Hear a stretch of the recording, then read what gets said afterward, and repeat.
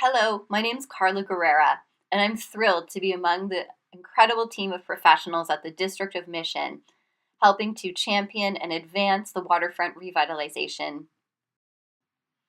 As a founder and CEO of Purpose Driven Development Planning and Strategy, I've had the opportunity in my career to lead over $1 billion of complex mixed use real estate developments across Canada's top markets over the past 17 years.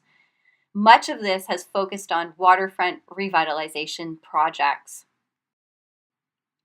We know that in the wake of the post-industrial era, many once buzzing urban ports and waterfronts have fallen into underutilization, disrepair, and really become an eyesore for their cities. So for cities around the world, these once harsh and uninviting stretches of waterfront are now widely being looked at as vital urban assets. And revitalization is happening to breathe new life and opportunity into cities and regions, as well as creating new celebrated destinations for those cities and regions. One of the major projects that I've had the chance to lead is with an organization called Waterfront Toronto. The project, Waterfront Toronto, was set up to revitalize over 2,000 acres of land on the Toronto waterfront. And the projects that I was helping to lead is the West Don lands that you can see here. This former 80-acre industrial contaminated site in the floodplain of the Don River was transformed into a mixed-use urban neighborhood with affordable housing, market housing, enormous amount of commercial and retail space, as well as 23 acres of parks and open space to connect the city and community to the waterfront. This project in 2014 won the Urban Land Institute's Global Award of Excellence for waterfront redevelopment. And our CEO at the time said it's not only this revitalization that is delivering a great waterfront for the city, but it's also creating a major economic engine in its own right for the surrounding city and region. So what does that look like? Well, with Waterfront Toronto, the three levels of government invested $1.2 billion. The idea was their investment would attract private sector developers and investors to the waterfront. And this investment generated 16,000 full-time years of employment, $3.2 billion in gross economic output, $650 million in revenues in phase one alone. And it also unlocked $10 billion in development potential from surrounding landowners. And not only that, it achieved significant tax revenues back to the city, not only through construction activities, but through property tax revenues. So we also know that we never need to undertake these projects alone. Waterfronts around the world may face very similar challenges to the challenges that Mission has. And it's in our best interest to look at those best practices and lessons learned and how we can adopt them here so we're not reinventing the wheel. So one of those first important lessons is for us to look at waterfronts as long-term projects requiring long-term commitment and a clear strategy and process to move them forward. We also need to look at waterfronts as part of the existing city and that they need to be considered as integrated pieces of other city initiatives. Waterfronts revitalization, we know, is most successful through partnerships, and that means government-to-government partnerships as well as public-to-private sector partnerships. As I mentioned, waterfront revitalization can benefit hugely by looking at international lessons and best practices. And we also know that waterfront revitalization requires strong champions and leadership driving the process from the local government. Now, looking specifically at Mission, some might actually say that the stars are aligned at this moment for the District of Mission to really champion and transform its waterfront into a legacy project. The opportunity here is timely, it's unique, and it's unparalleled, with Mission recently being among the 2019's top 5 real estate investment towns in Western Canada. This can't be more true than it is right now. Our purpose for the workshop is to inform you on the work being undertaken, to understand your goals and objectives, and to advise you on the critical next step. The community and the District of Mission has voiced their priorities for the waterfront through the OCP process, and they've stated that there are 4 priorities that they want to achieve here. The first is to establish a pedestrian-oriented precinct along the waterfront with continuous walkway, viewpoint, commercial uses, public art, etc. They want to revitalize the waterfront and restore the riparian areas, providing public access to the river. They want to encourage high-density, affordable residential development with integrated commercial uses. And finally, they want to encourage the development of pedestrian-friendly infrastructure. It's very important from my experience that we distinguish between waterfront revitalization and waterfront redevelopment. The difference is critical. When we talk about redevelopment, we generally are looking at transforming buildings or lands from previous uses or structures to new ones.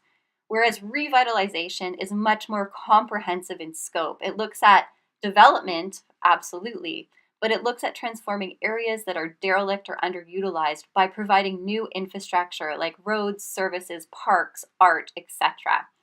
And revitalization is about bringing new life into another area, into an entire city or an entire region, and the ripple effects are enormous. In terms of the background, Mission has undertaken an enormous amount of work on the waterfront since 1992, right up until the present moment. And the current initiative that we're working on is to create a pre-development strategy that will build on that work, and it will progress the previous work towards a clear path and a roadmap for revitalization. So let's review what's been done and why it's been so critical to the advancement of this work. Having worked in real estate development, leading projects for 17 years, I've had the chance to develop a framework that is very useful for ensuring successful real estate development projects. And in the case of waterfront revitalization, I believe this framework is highly valuable as a structure to look at the work that's been done and the work that needs to be done. So in terms of ensuring successful waterfront revitalization and applying this framework, I'd like to walk you through the kinds of questions we need to ask and have answered. Starting at the top, looking at the questions we look at when we have a site in terms of developing it, is we ask, what are the site conditions, constraints, and costs associated with that? And moving to the next area of focus, we look at the local market conditions and dynamics, and we ask, what kinds of land uses can this market support and how much of each one? We then look at the community and the stakeholders. Who are they? Who needs to be involved and how? We then set a program for what we want to build on the site in terms of various land uses and sizes and scales. And we hire an architect and a team of design professionals to build a building around that program. In terms of construction, we look at what are the current construction costs, what's the access to labor look like, and what kind of timeline and budget do we need to include for the construction of the site. In terms of financing and capital, we need to ask, where can we get the most favorable financing, and where does the project's equity and capital come from? And finally, we look at, as developers, what is our long-term vision for the management of the site, as well as the partner's long-term vision. And all of these questions are the key questions that Mission needs to be asking in terms of successfully revitalizing its waterfront. So when we look at the work that's been done to date by the District of Mission, all of that work can get plugged into this framework. There's been an enormous amount of work done to date that have looked at the technical constraints on the site.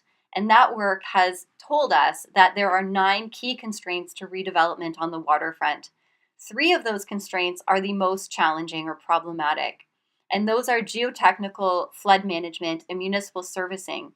So part of this current phase of work is to study those constraints further and understand their costs to overcome. The next area of focus that Mission has done in terms of background work is there was an early design workshop that was done in 2010. This work was instrumental to gaining early community input into the vision for the waterfront, understanding the community's interest in different kinds of land uses, and creating alignment and buy-in into revitalization as a priority for the waterfront. Mission has undertaken an enormous amount of work also in looking at market conditions and dynamics in 2010. This work looked at the viability of different kinds of land uses on the waterfront in Mission, including commercial, industrial, and residential.